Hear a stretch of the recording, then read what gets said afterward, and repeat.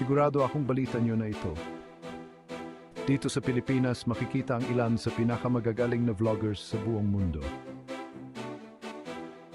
Tara, kilalanin natin ang top 10.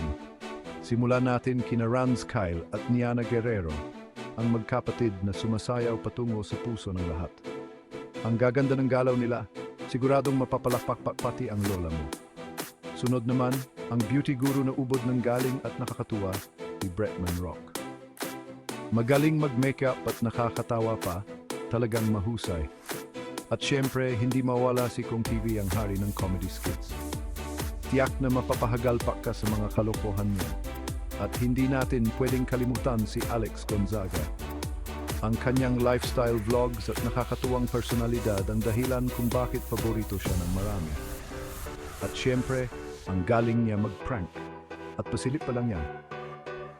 Mula sa mga mahilig kumain hanggang sa mga techie, ang mga vlogger na ito ay may mga content na siguradong magugustuhan mo.